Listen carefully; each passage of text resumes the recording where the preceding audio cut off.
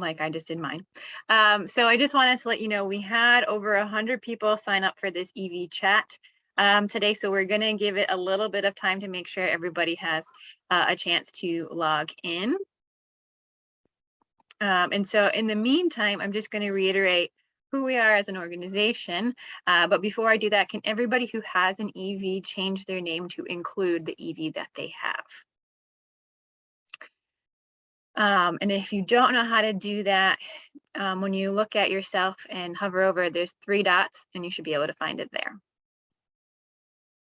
Okay, so my name is Devin Libro and I'm the program coordinator on the Drive Green team. Drive Green is a part of Green Energy Consumers, whose mission it is to speed the transition to a low carbon future with consumer buying power. And so Drive Green is a way to both educate consumers about the benefits of electric vehicles and a way to then facilitate the purchase of electric vehicles. So that's generally what we do. And I just want to quickly introduce my staff who is also helping me out on the webinar today. So Anna, go ahead. Hi, everybody. I'm sure you're tired of seeing us all, some of you regulars, but it's great to see you all come back. My name is Anna and I'm the Electric Vehicle Program Director at Green Energy Consumers. So I work with Devin, Mal, and Adriana on the Drive Green program, but also do our transportation advocacy in Massachusetts. And I'll pass it to Mal. Good evening, everyone. Thanks for joining us. My name is Mal Scaron. I'm the Transportation Policy and Program Coordinator. I've done a lot of education work for the Drive Green program to put together, especially a lot of the techie resources to really go deep into the weeds on charging power and everything you need to know about EVs if you're considering buying one. But more recently, I've been working on transportation policy in Rhode Island so that we can get the supportive policies we need to help encourage more people to make the switch to an EV. And I'll pass it on to Adriana to introduce herself. Hello, I'm Adriana. I am the Marketing and Communications Associate here at Green Energy Consumers. And so I primarily plan all of our in-person events. I send all of the promotional emails you get. If you get an email from Green Energy Consumers, I most likely press send. And then I also send and organize the newsletters. That's it. I think we're ready to get going. Okay, so it looks like we're still at 27 participants, so I think we'll stay in this room for right now. I just want to reiterate, this will be recorded for folks, so we will be able to send it out for you later if you have any questions or just want to go over it. But without further ado, I think I will kick it off with a first question, which is, who wants to talk about their best road trip story? Do we have a good one? And I might make Mal tell us about hers. I see a hand raised from Mike. Yeah. Oh, Mike, you're muted. Mike, you're muted. Sorry about that. I think probably my first road trip with an EV was back in 2017. And my wife and I decided we were gonna, or she wanted to take a trip to Acadia, which we do because I love their cinnamon rolls. So we went from New Hampshire down to Boston, not a big deal. But then I announced to her that, well, let's see what this thing will do. So we went all the way down to the southern tip of Rhode Island, all on one charge. And we stopped at a Whole Foods, got some food, charged up, and did the drive home. No incident, no issues, simple, easy peasy. And even the charge was free. How many miles was it total round trip? I would imagine you're probably looking at 400 and a quarter, something like that. And you have a Bolt EUV now, but was it a Bolt back then? I had an EUV. I have an EUV now, but had just a plain EV at that time. Oh, someone with the RAV4 EVs and PHEV I don't know your name because you didn't put it in there. You're showing us a picture. Yes, I was. I was volunteering to tell a story. If Yeah, go for it. okay, great. So, yeah, back in 2012 to 2014, Toyota and Tesla combined to create the RAV4 EV. It's a 100% electric battery. And routinely, I've been driving it from the North Shore of Massachusetts to Vermont or Maine.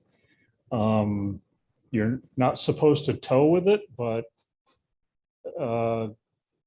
this is a motorcycle attached to the hitch, and it's just levitating in air. So that's my routine. I have the benefit of a CHAdeMO 50 kilowatt upgrade to the vehicle. And that has changed it from sort of a commuter car into a regional road trip car.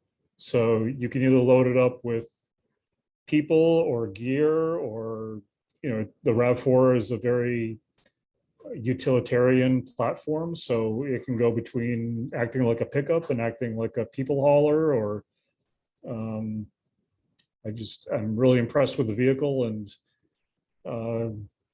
the other day I took my boss down to Cape Cod just to show him what traveling in an EV is like, and dropped him off at home, and then had the this was late at night, so with this 2013 car, I ran out of range about 2 miles from a charging station that I frequent, and had to get towed about 2 miles to the charging station, which didn't work because the battery was at such a low state of charge. So the tow truck driver, a flatbed tow truck, brought me home another 15 minutes down the highway. And that was kind of a light bulb moment for me that, I've always thought that with all the savings with an electric vehicle versus a gas vehicle, that I don't have to spend on gas station or oil changes and all the other things. I've sort of built up this savings account that I'm happy to spend on hanging out at a charge station with a book or a laptop, or sort of multitasking, or spend it on something like a flatbed tow truck if I ever need it. And it's been in our family since 2019. So over 3 years, I've only had to pay $150 once to tow. And there was this mental issue in my head, thinking that it would be such a catastrophe if I had to get towed. And you know what? It was no big deal. The folks were really nice. I had to search maybe 3 tow truck places at 11 o'clock at night, but I found one. And to continue, I'd be happy to pay another $150 for a tow in 3 years if I have to do that. The electric car is just such a wonderful, quiet vehicle, and efficient and low cost. I just think the balance is so in favor on the positives, and maybe there's a few negatives about it, but it's such a better vehicle, and I didn't fully appreciate that until using it for a few years. So that's my story. That's awesome. Thank you. I will say that that's really great to hear about the towing, because Adriana is working on a roadside assistance blog, and she's interviewed a bigwig at AAA. So look out for that, everybody. A plug for Adriana.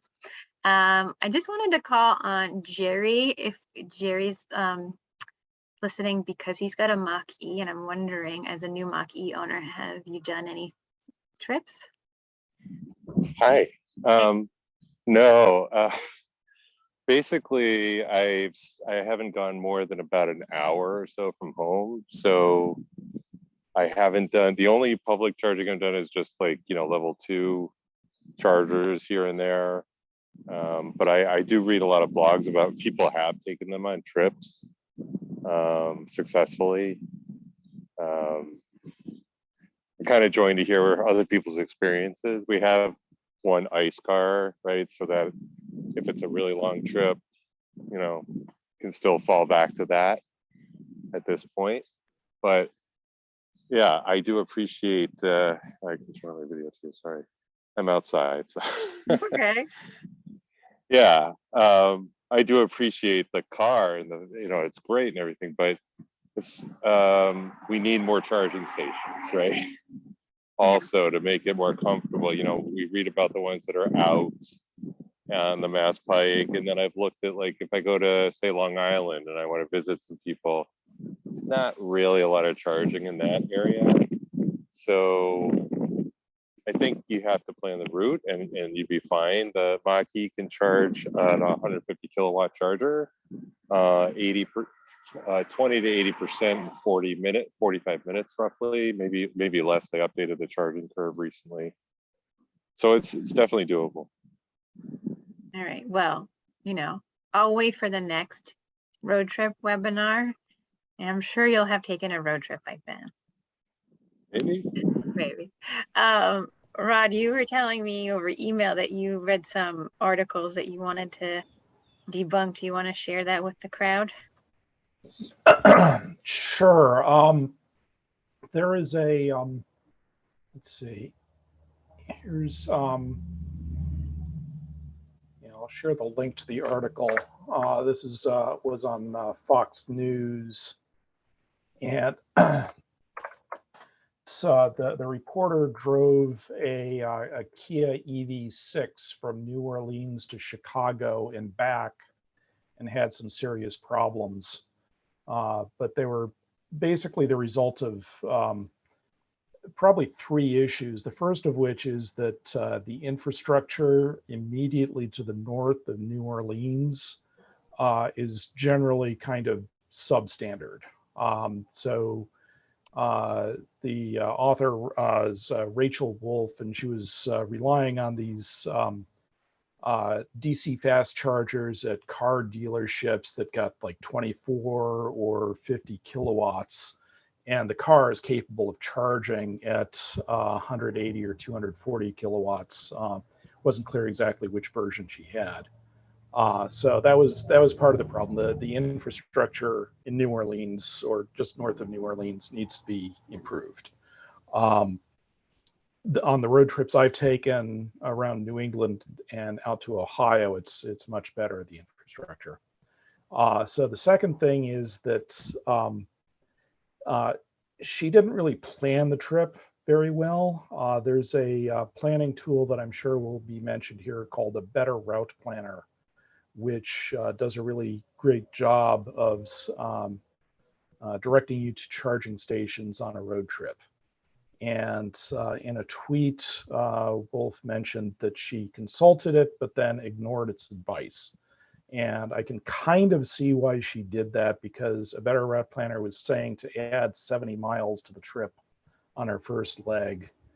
And that would seem kind of crazy if you're not familiar with EVs, but it was doing that to hit much better chargers than the ones that she hit. And then the third issue is that I'm pretty sure, I'm not 100% sure, but I'm pretty sure that she was charging too high. And one of the things about EVs when you're at a DC fast charger is that they charge faster when the state of charge of the battery is low. So if you pull in at 10%, you're going to be getting an awful lot of fast charging.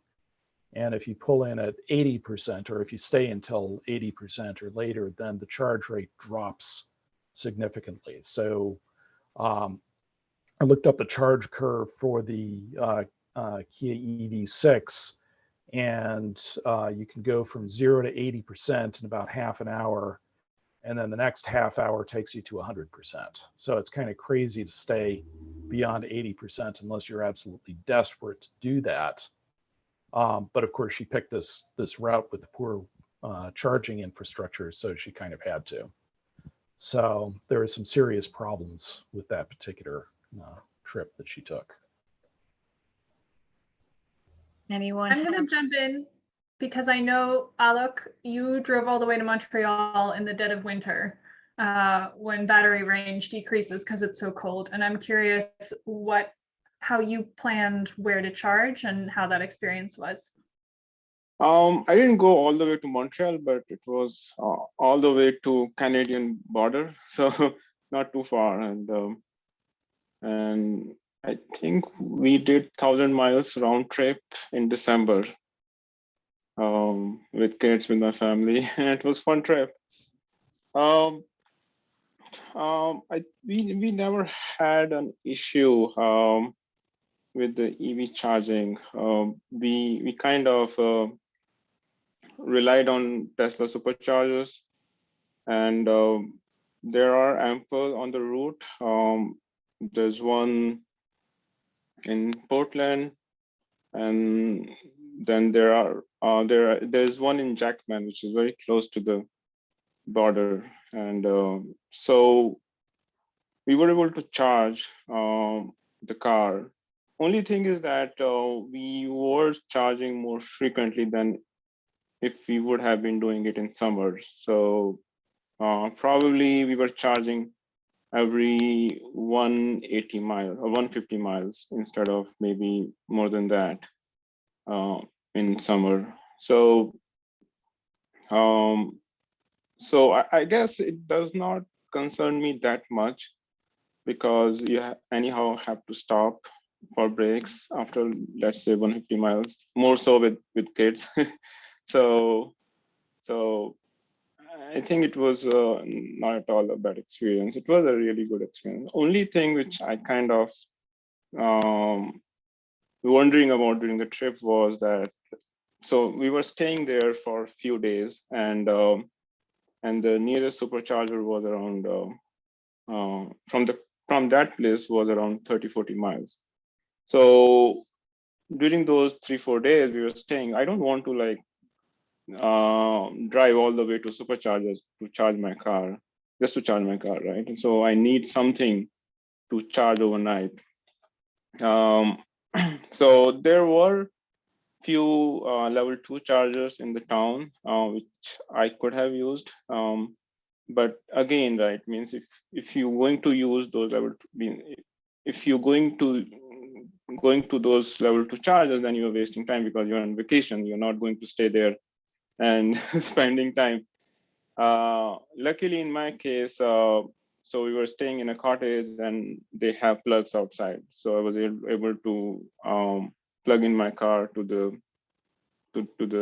plug outside and charge my car. And I used level 1 charger, and that works perfectly fine. So means you have in a day like 24 hours, right? And even at a very slow speed, the level 1 charger can charge your car at least at the rate of 1 kilowatt every hour, right? So so that is 1 kilowatt hour every hour. So let's say you are parking your car for you parked your car for 12 hours, so you have 12 kilowatt hours of battery there in your car, and that's enough to kind of roam around locally and go for drives and then come back and then plug it in and then do that. So in that kind of helped me, and on the road I got superchargers, so that was not an issue. But to answer your question, yes, the range does reduce. I think with Model Y, it does not reduce as much as with other cars. So other cars, I mean, I had a Bolt EV before that, and I've seen more reduction with Bolt EV than with Model Y. But I think it's just if you have more chargers on the route, then you can plan your trip accordingly, and you would not have problems even with in dead of winter with reduced range. Okay, looks like we have a question for you, Alok, which is, what were the temperatures during your trip?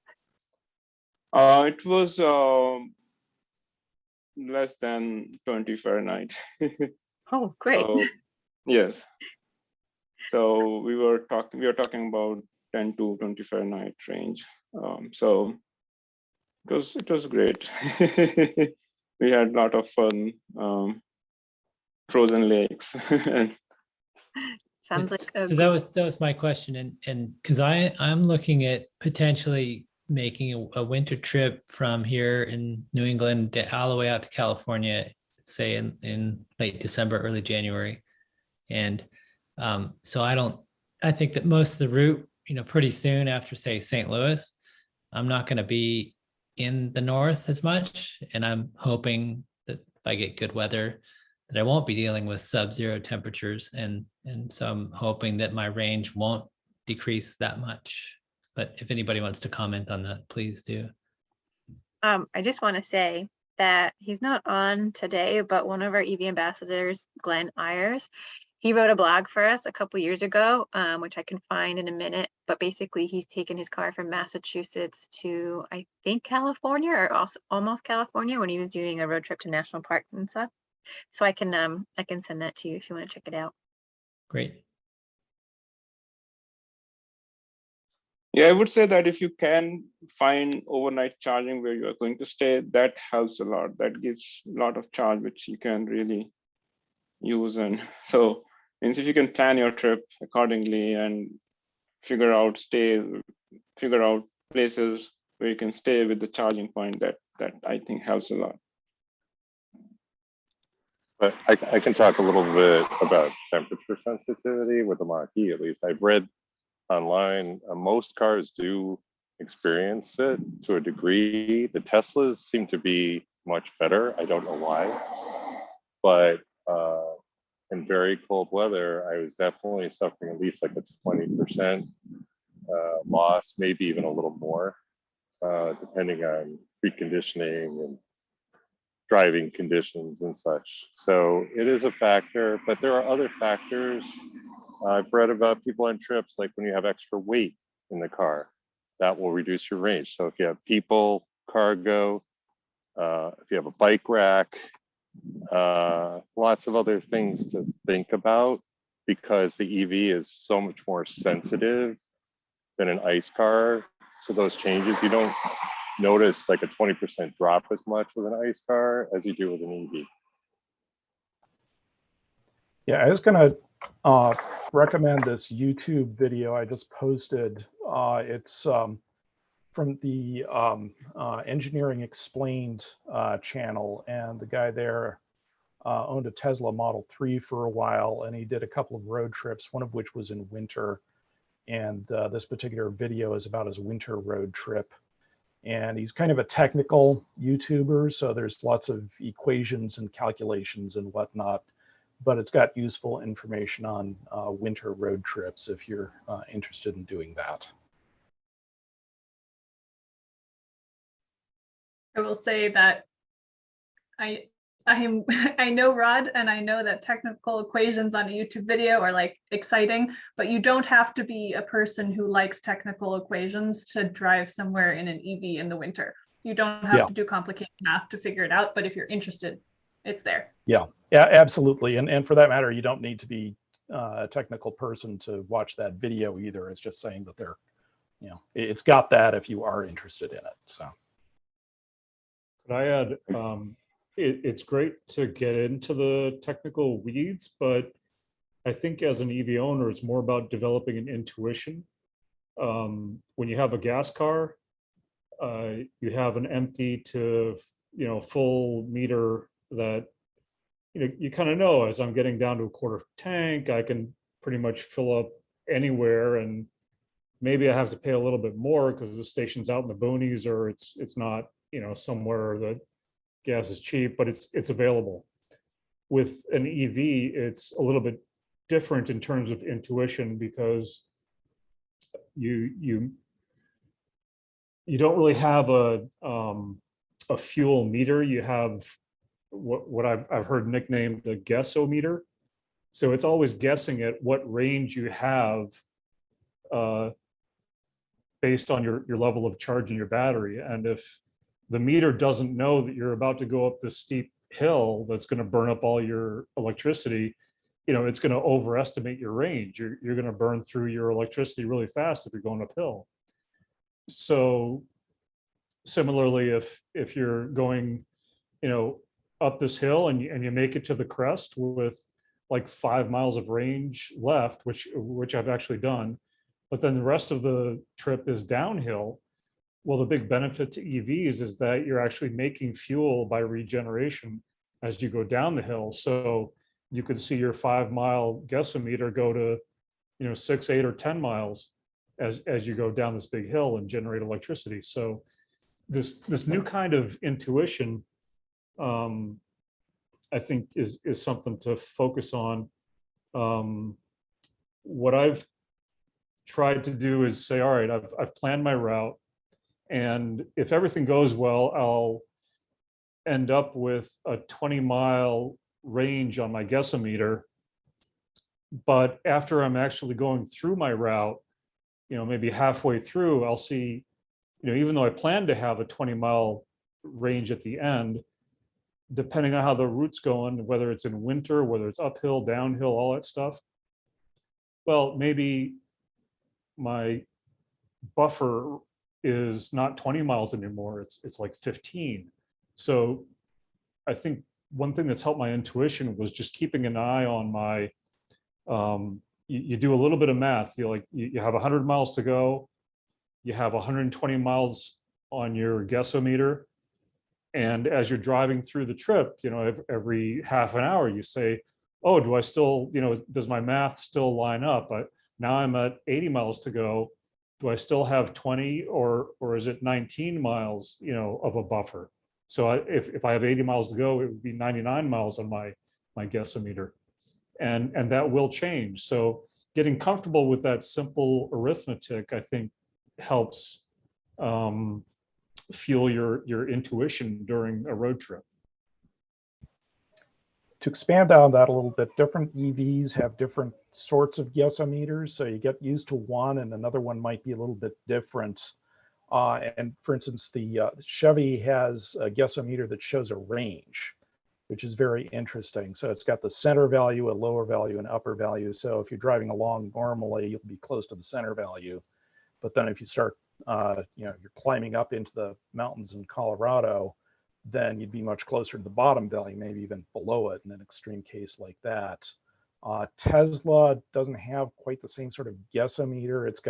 It bases its range estimate on the main screen on the EPA rated range, but then it has a much more detailed screen you can pull up that does take into consideration terrain. So if you're using the mapping software and you say you're driving up into the mountains in Colorado, it will actually predict a much higher consumption, and it'll be much more accurate because of that. And I'm not familiar with what others do, but those are just a couple of examples. Just going to pivot to Mike because he's had his hand up for a sec. Mike, do you want to say something? Yeah, I just wanted to say that the service advisor, actually the service manager at the local Chevy dealership did an experiment when the Bolt first came out, and he took the Bolt EV from Concord, New Hampshire to the top of Mount Washington. Now, I don't know if how many people know what Mount Washington is. It's the highest mountain on the East Coast.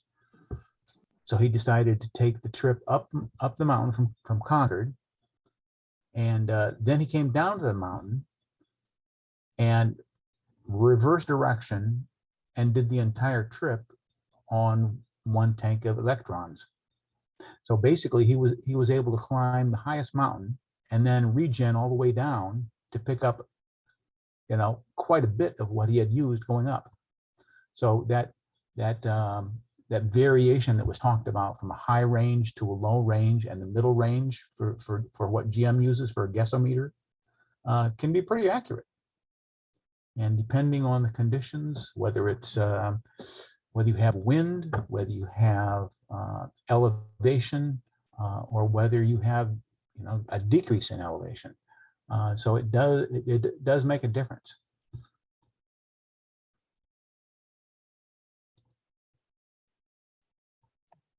Okay, and we did get a question in the chat that says, can someone with an EV speak to how much using the heat or air conditioner reduces battery range? Does anyone want to take a stab?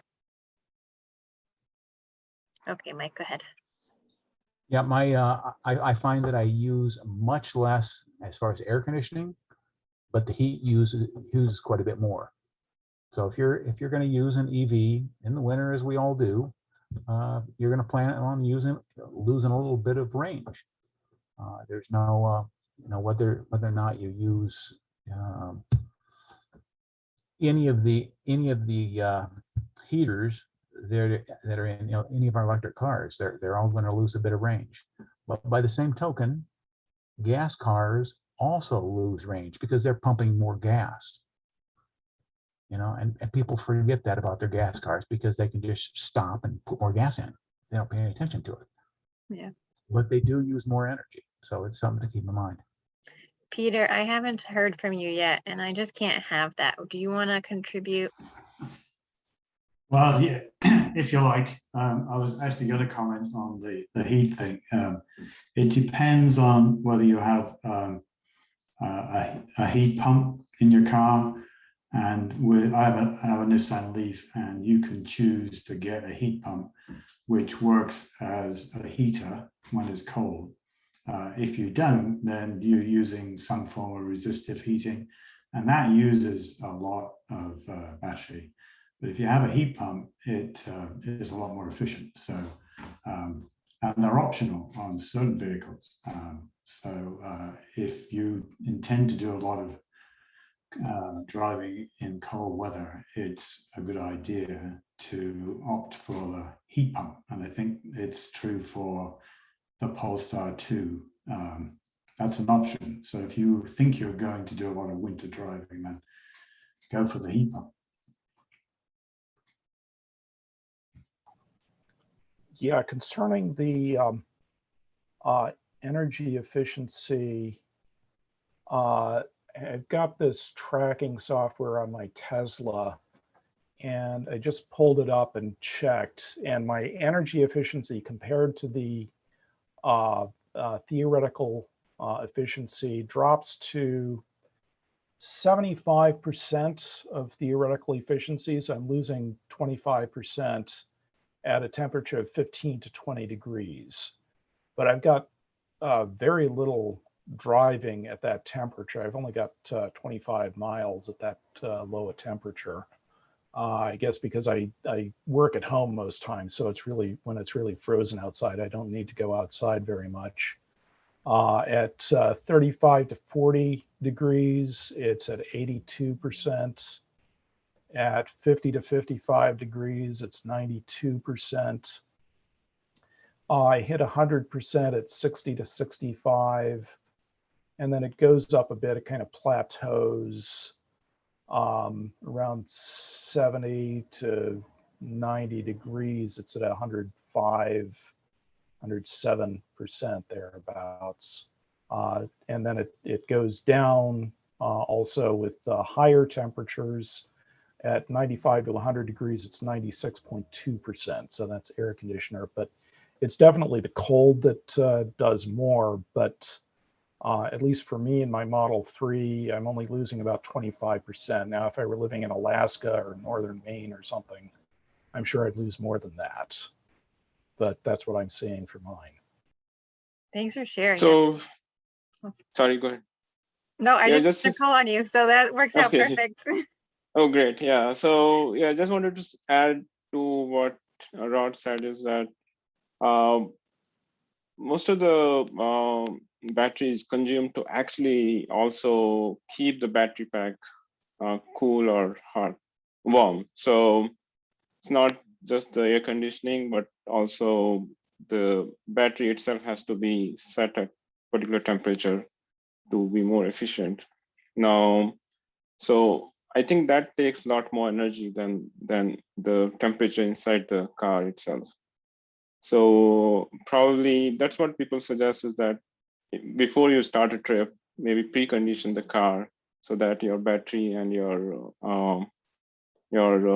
car temperature is at the desirable temperature. And so before you start, you have burned that energy once, and then hopefully you will not burn as much energy on the road. Okay, first, let me just hop to Jerry because he's had his hand raised, and then we'll come back around. Go ahead, Jerry. All right, thanks.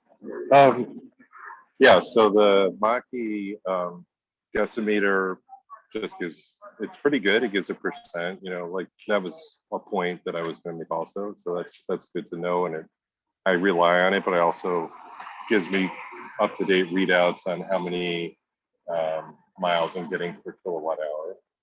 And then there is one, it doesn't have a lot of electrical usage screens built in, but there is the one main screen basically buckets the usage. So you see the number one usage is going to be based on the external temperature.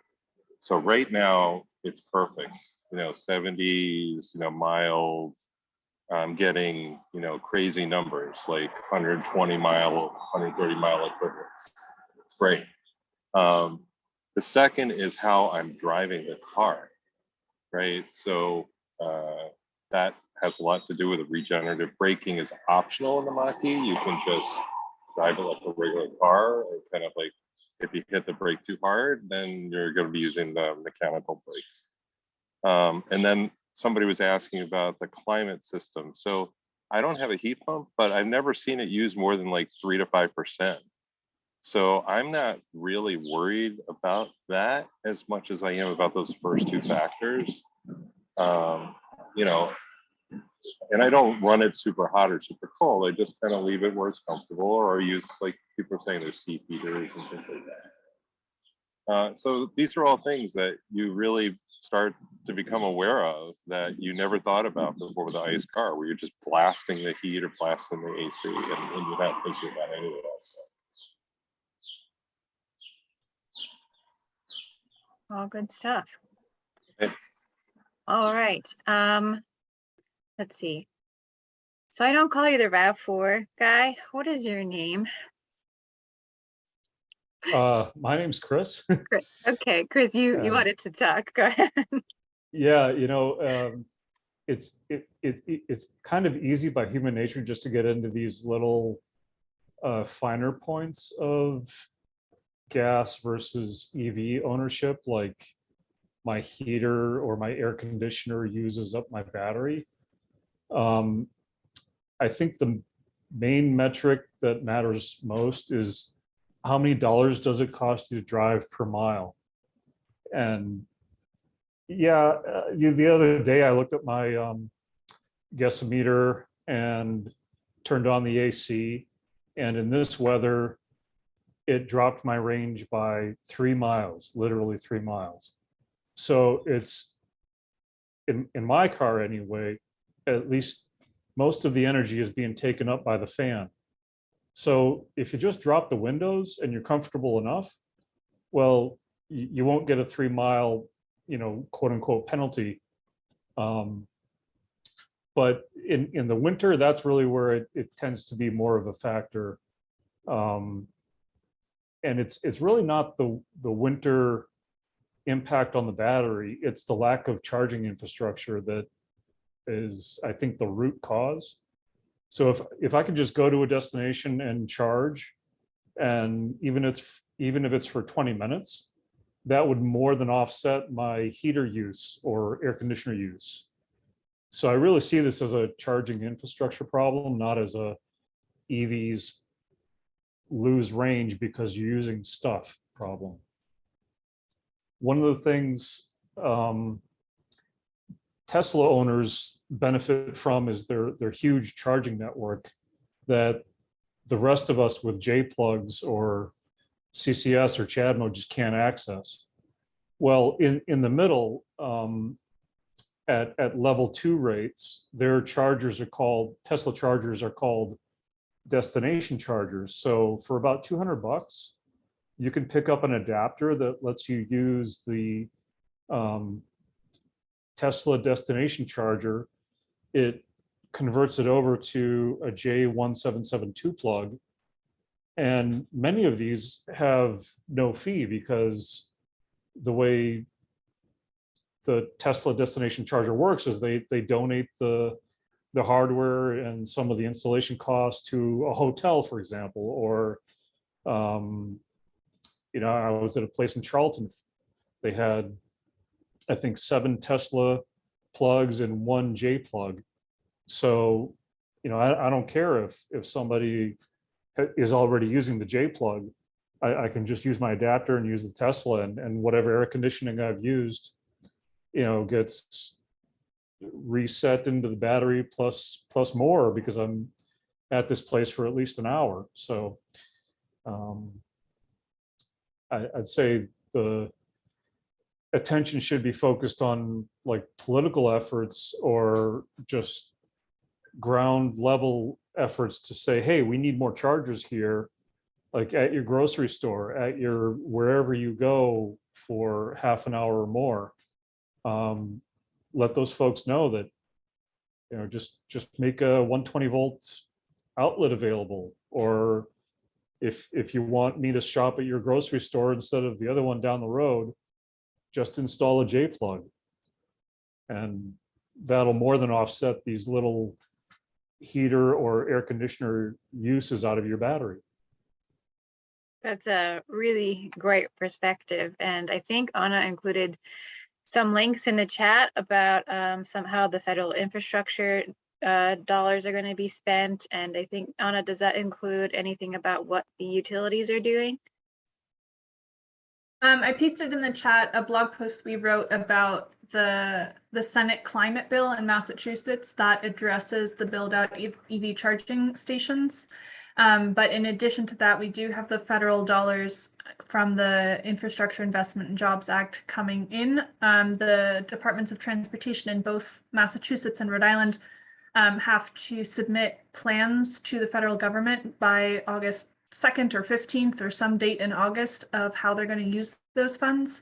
And we're also waiting in Massachusetts for the Department of Public Utilities to issue an order on some big EV related dockets. So all of those things together will hopefully increase the amount of public charging and also make it easier for folks to install charging at home, especially if they live in apartments and condos in the next couple of years. So we will have more webinars about all of that when the orders are out and the bill is passed, knock on wood. But hopefully this should all look very different in a year or two. Thank you. Okay, I'm going to just jump to the chat really quick because someone has a question. The question is from Susan. It's, does anyone have experience with a mechanical breakdown on the road? Most garages could fix a gas car. Are there challenges to find a mechanic to work on an EV? Peter, go ahead. Well, I've never, oh, sorry. I was going to say, I did experience a breakdown in my very first electric vehicle, which was a Ford Focus. And I happened to be at a garage getting the inspection done, and it would not start. And there were tricks to get this thing to start, or switch on, not start. It wouldn't work. It was showing all these lights. And so the guy said, oh, we'll fix it and just push it in. And I'm thinking, no, you can't get an ordinary mechanic to work on an EV. There's a 400 volt DC connection that they won't know what to do with. And when I got a Leaf and I would take it into the Nissan garage for their required service, which really was just rotating the tires, if they had to do anything on the electrical system, they actually fenced off the area around the mechanic doing the work. 400 volts DC is very dangerous, and with the EV6 and the Ioniq 5 is 800 volts, so even more dangerous. Electric cars very rarely need any work on the drive system because it very rarely goes wrong. All the other systems like brakes and suspension and stuff, they could be done at any garage. And in fact, in the UK, a lot of work on Teslas and all the other electric vehicles is done typically by a mechanic who goes to the home. So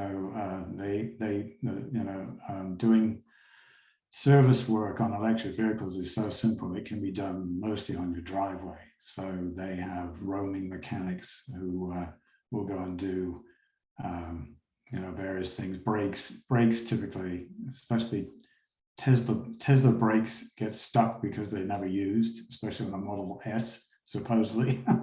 They just get stuck because they never get used much. So they know that when they are going to service a Model S, they're going to have to take the calipers off and free up the slider and all the rest of it. But all that stuff's easy. If you have any work that you need to get done on the drive system, you have to take it in to somebody who's certified to do high voltage work and knows what they're doing. Rod, I think at a previous webinar, you said something that I learned and have since forgotten about. There's certain certifications for mechanics to get in order to work on EVs. Do you remember what they are? Oh, I don't know much.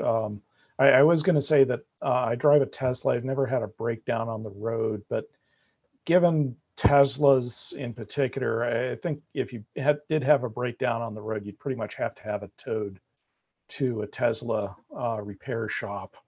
Fortunately, Teslas do come with free roadside assistance. I don't recall how long that lasts, so you might end up having to pay if you're like out of warranty or something. So that could get expensive, especially if you're a long way from Tesla repair service. All right, Chris.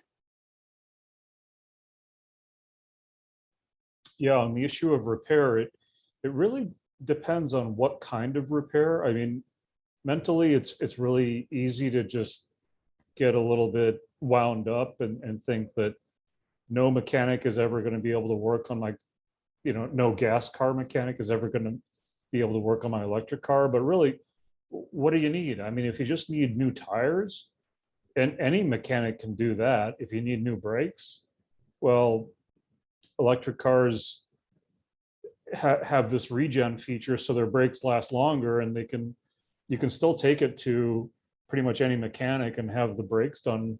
You're just going to spend less over time to do that. So with my Toyota RAV4 EV, there was a problem with the paint. It was covered under warranty. And I just went to Toyota Ira of Danvers and they just handled it. And I think the bill was ridiculous. It was over $4,000 easily.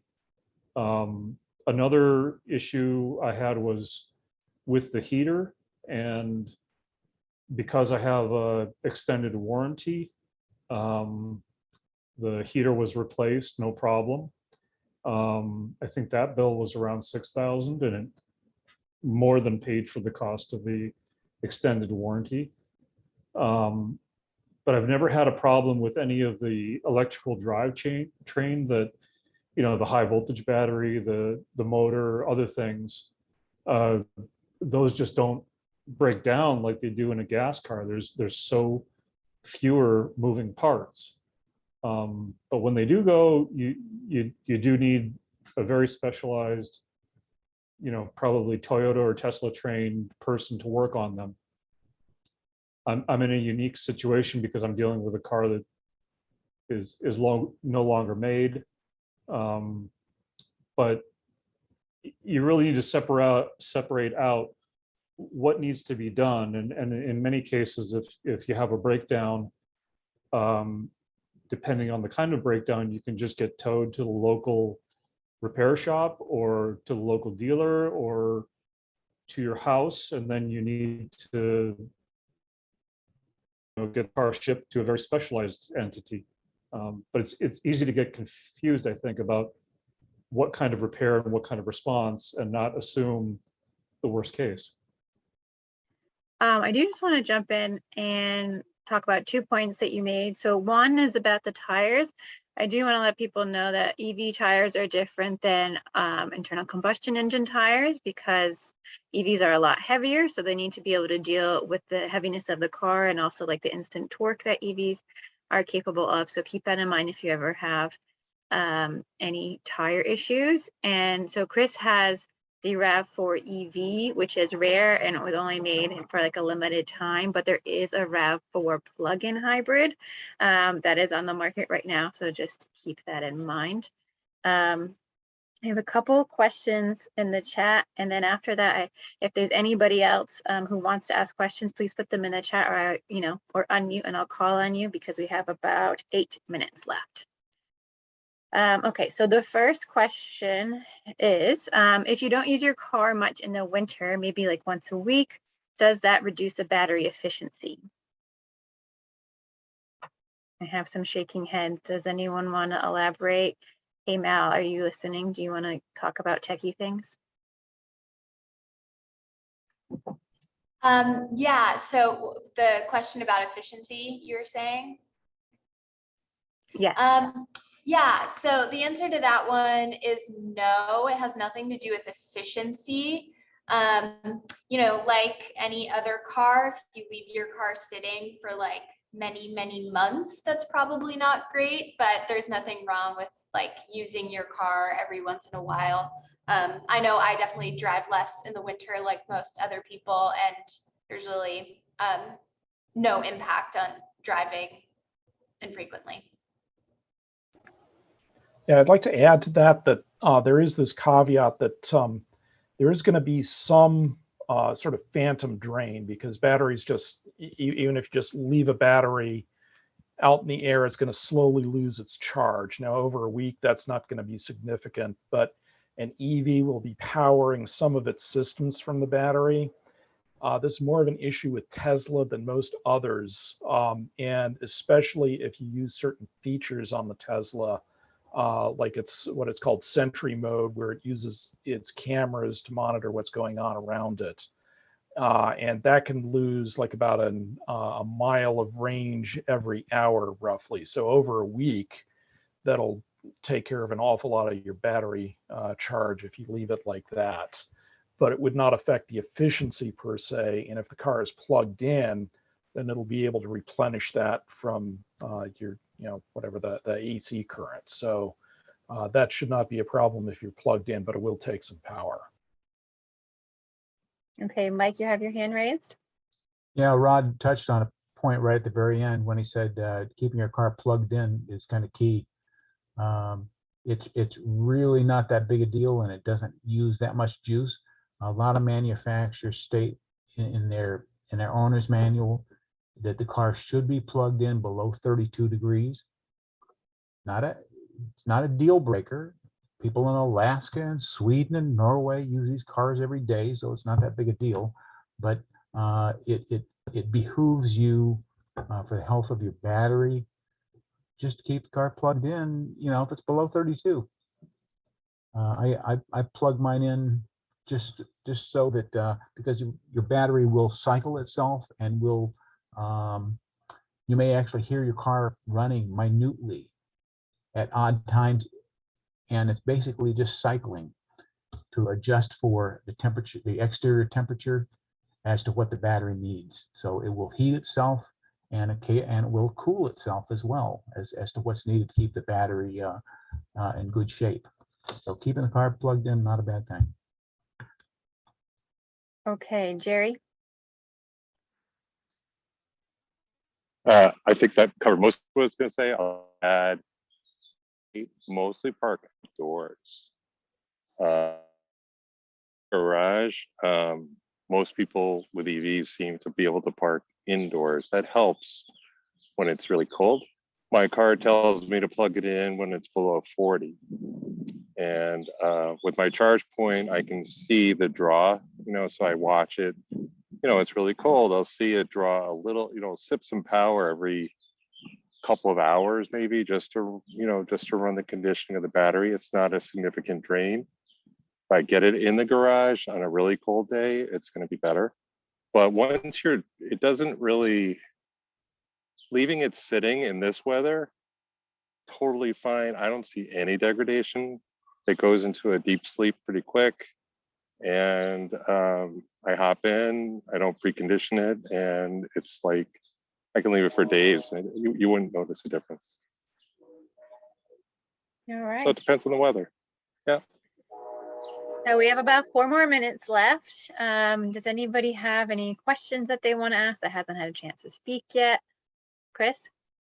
Yeah, I was in Western Mass in Springfield recently, and I heard on the radio or maybe the TV an ad from a Hyundai dealer that you could rent a electric car from them for the month. I think it was the iconic 5 or 6 or something, but I thought it was really cool that you could just, pay a few $100, try out the EV, they handle the maintenance and, whatever else comes up. But it's a really nice way to try it before you buy it kind of thing. And I was wondering if other people have heard that kind of opportunity where they live. I will go first. I personally haven't heard of it, but I do know that some dealers will, like if you're getting your gas powered car repaired, they'll give you an EV as a loaner in order to, get you interested in that kind of car and see what it's about. But yeah, that's the extent that I've heard of. Anybody else? Now? I know we're talking about like long road trips and EVs, but I did just want to share as a plug-in hybrid driver, something that I was able to do on a recent trip that I took to New York City from Rhode Island. So about 170 miles one way, and then, back the other way in a couple of days, which is usually how I drive my car is I'll use the all electric range until I run out and then use a little bit of gas because I typically don't drive more than 50 miles at a time. But with this most recent trip I took, I put my car in hold mode, which is an option in the Chevy Volt, and I think in a lot of other plug-in hybrids also, so that as I was on the highway, I was using gas, and that was the more efficient option. Because gas engines are more efficient at higher speeds than they are at lower speeds, as a general rule of thumb, or at least, the speed that I was going on the highway was the sweet spot. And then once I got to New York City, there's more traffic, driving on city roads, so more slowly. I was able to use my full battery more efficiently. So I kind of got the most out of my car, and I also didn't have to spew gas fumes into the actual city when I was in New York. So just if you do have a plug-in hybrid or you're considering one for those long trips, I thought it was a really clever way to use the feature in the car, and it helped me get the most out of my car's efficiency depending on how far I was traveling. So just something you might want to consider if you are thinking about a plug-in hybrid or if you have one currently. It's a great feature. So Mal, I just have a follow-up question. So is it something that you had to turn on once you got in the city, or the car knew to turn it on once it felt you stopping and starting a lot? Yeah, so there's a little mode button right next to the shifter that you can press, and you just press it a couple times till you get to hold, and then you can toggle back and forth as often as you want. So I also used the feature a couple times because I ran into traffic on 95, and so I switched to hold mode and was on all electric mode for 20 or 25 minutes, so I wasn't idling. And then once I got out of the traffic, I switched back to the gas, and it worked out well. I also have developed an intuition with how much energy my car usually uses on the highway and not. And I was really able to extend the efficiency of my car using that feature. Awesome. Well, I think that is an excellent note to end on. So thank you, Mal, to everybody else who contributed stories about their experiences with EVs. We will be resending this recording around probably on Tuesday. So for any of you who want to watch it again, or for people who registered and didn't come, they will be able to view it. It'll be also a good time if you didn't have any of your questions answered, you can reach back out to us via that email, and we can either answer that question or put you in touch with one of our EV ambassadors here. So thanks again, everybody, and enjoy your night.